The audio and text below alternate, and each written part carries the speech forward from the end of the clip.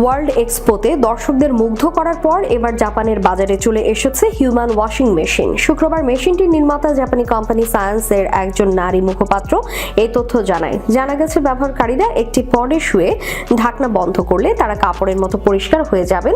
তবে কাপড় ধোয়ার মেশিনের মতো এতে কোনো ঘূর্ণন হবে না, বরং সঙ্গীতের তালে তালে শরীর পরিষ্কার হয়ে যাবে।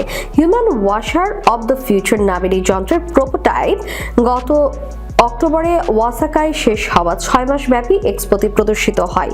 2,70,00,000-এরও বেশি দর্শনার্থী অংশ নেওয়া এক্সপোতে যন্ত্রটি দেখার জন্য দীর্ঘ লাইন পড়েছিল। জাপানি প্রতিষ্ঠান সায়েন্স তৈরি করেছে এই যন্ত্রটি 1970 সালে ওসাকায় আয়োজিত এক্সপোতে প্রদর্শিত একটি পুরনো পণ্যের আধুনিক সংস্করণ। সায়েন্সের মুখপাত্র সাচিকো মাইকুরা বার্তা সংস্থা এএফপি-কে বলেছেন, আমাদের কোম্পানির প্রেসিডেন্ট তখন 10 বছরের শিশু ছিলেন।